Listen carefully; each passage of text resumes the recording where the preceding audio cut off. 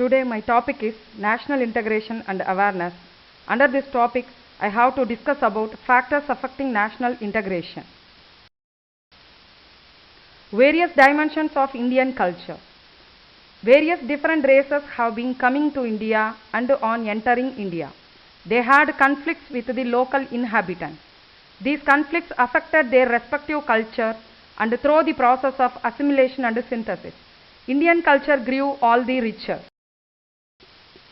Various races which came to India are Negrito race, Dravidians, Aryans, Muslims, British. The present form of administration in India is the outcome of the great influence of the British ideology. The present economic organization, joint stock companies, managing agencies, big factories, production through machines, railways, telegraphs, telephone, aeroplanes and other means of conveyance and communication were brought to India from the West. The major Indian religions are Hindus, Muslims, Christians, Sikhs, Buddhists, Jains. The customs of India depict very colorful panorama. India is a multiracial, multilingual civilization with rich cultural heritage and has provided peaceful atmosphere for the development of many religions. Indian culture and customs are influenced by these religions. Indian festivals are famous the world over. Most of the festivals are related to the change of weather and crop harvesting since India is an agro-based economy.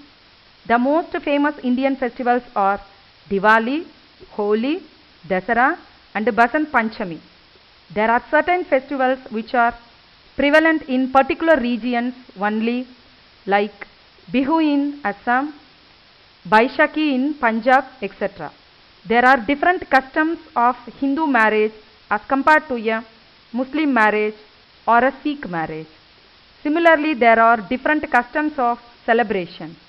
There are certain religious customs which pertain to particular religion only, like Mundan ceremony in Hindus and naming ceremony in Sikhs. There are certain customs regarding dresses and ornaments of women. These are associated with particular regions which give a very colorful dimension to Indian customs and traditions. Similarly, all regions have their distinctive ornaments. The customs and traditions of India, though varied, are binding, which ultimately serves as a unifying factor of secular India. The importance of national unity. National unity is also essential for social well-being, peace and harmony. People can enjoy peace and security if there is a mutual trust and goodwill among all sections of society. No progress can be made in the field of art and literature, science and cultural advancement and economic well-being if the disruptive tendencies and divisive forces are present in the country. Nation can play an effective role in the international field if our own house in order. The fundamentals of national unity are language, casteism, education, communalism, regionalism. The important ingredients of national unity is NCC creates awareness amongst youth about the diverse heritage of our country and fosters national integration despite linguistic, cultural, religious and geographical barriers. It helps cadets to gain experience to live together, cooperate with each other and work in harmony amongst cadets of various states. The strengthening unity. Important ingredients of national unity are as under ethics and social values, cultural and traditional values, discipline and patriotism. Definition of national integration.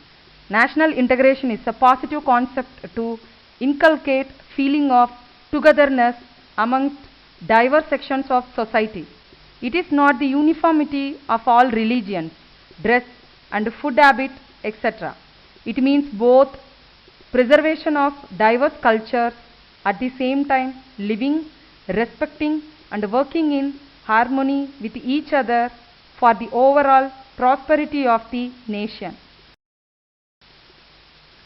National integration is important for the following: maintenance of sovereignty and territorial integrity of the nation, maintenance of peace and harmony, growth and development of the nation, eradication of poverty and illiteracy, internal security and law and order, culture and religious development, economic and industrial growth, attract foreign investment and increase import and export, exchange of technological know-how and culture, dignity and self-respect as a nation, welfare and well-being of the people, foreign relations and better standing among the nations of the world. Role of youth in nation building is: youth is the backbone, hope of the future, potent tools of national integration and reckonable force to shape the destiny of the nation. The youth can play a leading role in bringing together the people of different states and religions with a view to integrating them emotionally, culturally and geographically. The following are the points for youth contribute individually for nation building. Be good human being by imbibing Oriental value system. Help the friends and colleagues from unprivileged section of society. Improve personal talent, innovate and enhance your usefulness for society and nation. Discourage corruption in every form and manifestation in society. Participate in sports, yoga and improve personal health. Use natural resources like energy in all forms, communication spectrum, water resources, etc. with due austerity and discourage its misuse by others. Develop secular outlook and tolerance for all sections of society. Extend willing help to civil administration during natural and man-made disasters. Learn healthy politics during college days. Definition of nation state.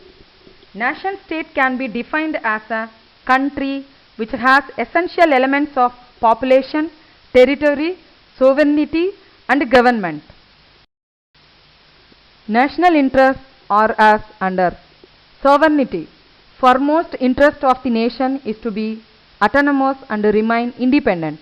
Integrity. The nation should be full, indivisible and have a well-defined territory.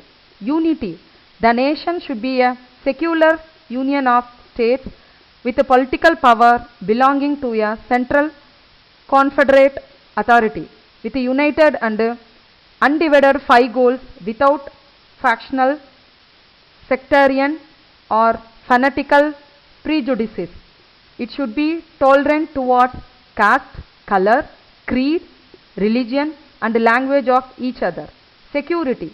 The nation must ensure safety, territorial integrity and protection of the state against external threat and subversion.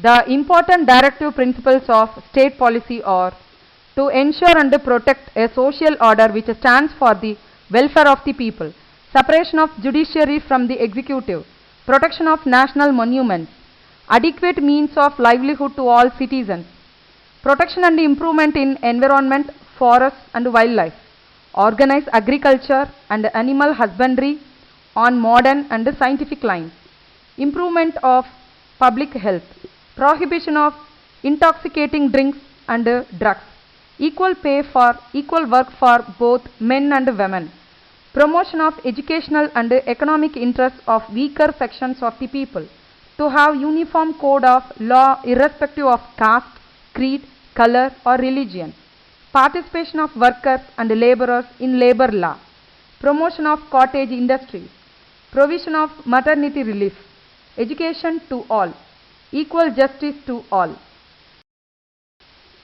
The current objectives of India are: self-sufficiency in nuclear power, availability of reliable power supply for farming and industries, production of goods for world markets, balancing growth in both public and private sector, modernization of villages, linking with roads, and provision of electricity to all villages. Hope all you can understand this class. Thank you all. Have a good day. Jai Hind.